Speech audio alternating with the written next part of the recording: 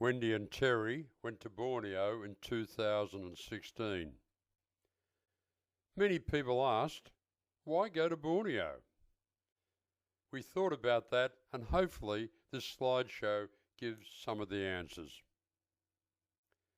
Maybe we went to experience a visit to a native village where only a few generations ago the natives were headhunters. While we were there, they showed us how they built their houses, how they made rope and garments from the bark of trees. They showed us how they made fire using sticks and a little heavy breathing. They also showed us how they brewed rice wine, and we got to sample quite a bit of it.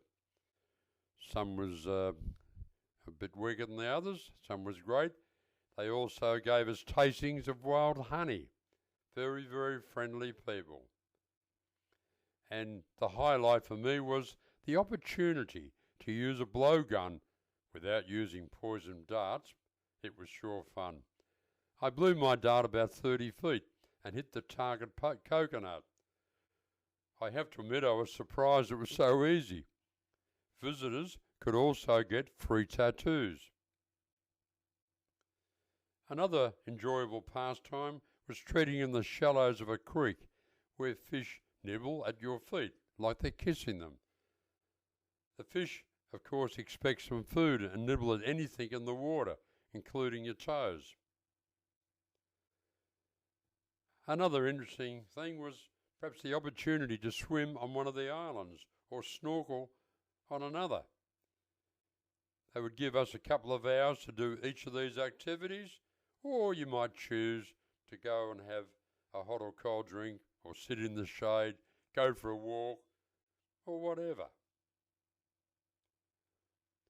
One of my favourites was riding on the North Borneo steam train. It was fully restored, and we enjoyed a magnificent silver service breakfast and lunch. Marvellous food, I was surprised. We also witnessed the engine being turned around on a roundabout, something that is very rare to see these days. I've only ever seen it done once before. And, of course, we were entertained with a number of native concerts, and I even got up and danced at one. It was certainly a lot of fun. We also visited a number of markets, but then you do that on most tours. Pretty standard markets, quite interesting. We went to a number of museums. Not bad, seen better, seen worse.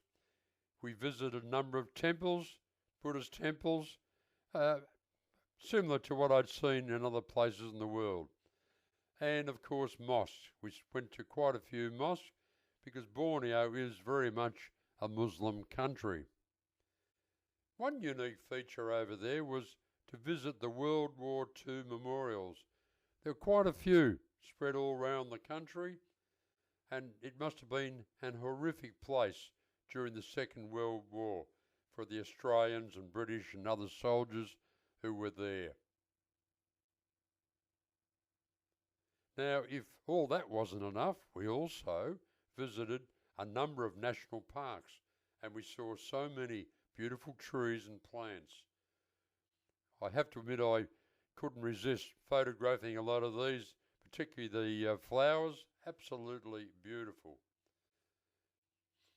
Borneo is part of Malaysia. Borneo actually is not a country in itself, it's been split up.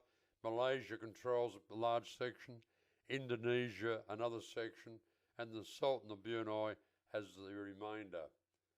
Malaysia itself is the largest producer of palm oil in the world, and we saw thousands and thousands of acres of palm trees. One of the fun experiences for me was the number of canopy walks in the rainforest that we were able to do.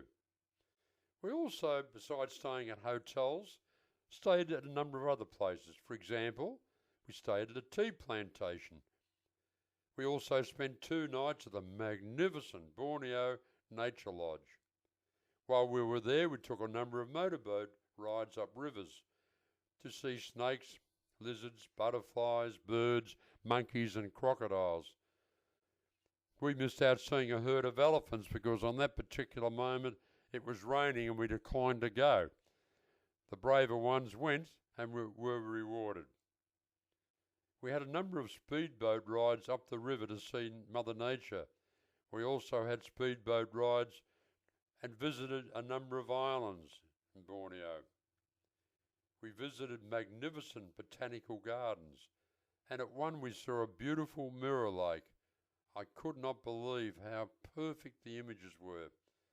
You would look at the shrubs and the trees and look at the water, and it was totally a mirror image.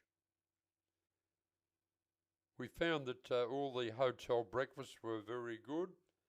One or two were below average.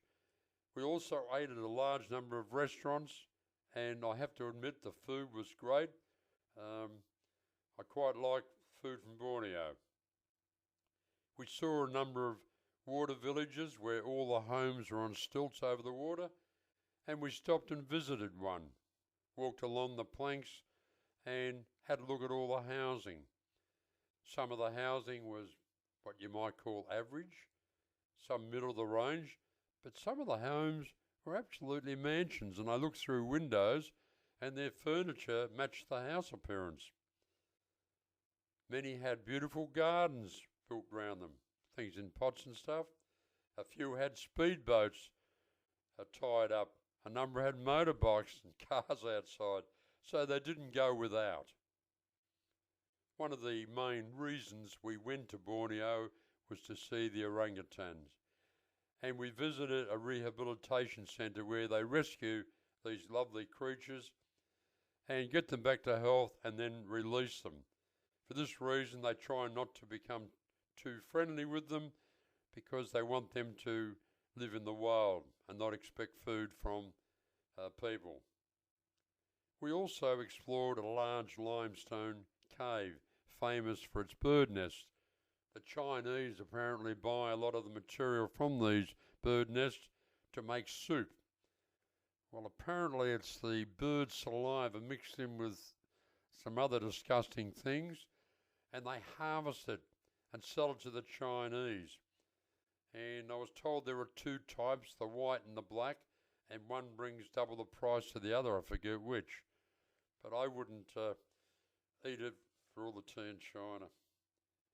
On our tour, we passed through a large number of towns and cities and a large number of small villages.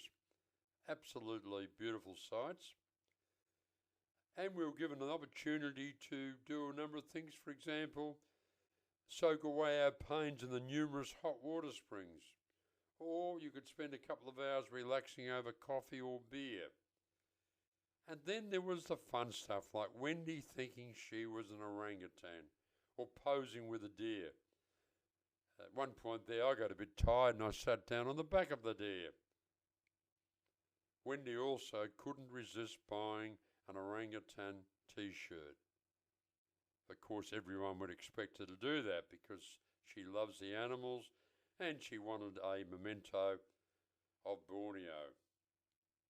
We loved all the sculptures we saw in Borneo. Many were at roundabouts. So you'd be on a main road, you get to a roundabout, and you see a crocodile or a bird. And one place at night time was a lit up globe of the world. Absolutely beautiful. I love them. One of the things we noticed was that the grass on the side of the roads was maintained and kept tidy, but we never saw lawnmowers being used. They seemed to use whippersnippers to cut grass along the side of the road. Well, that's probably about all I want to say about Borneo. It's definitely worth a trip. I loved it. It's a great place to be. And these photos, about 130 of them, and I took 10 times that many, but they give you a bit of an idea of what you might expect if you visited Borneo. I think it was a fantastic place and we certainly enjoyed it.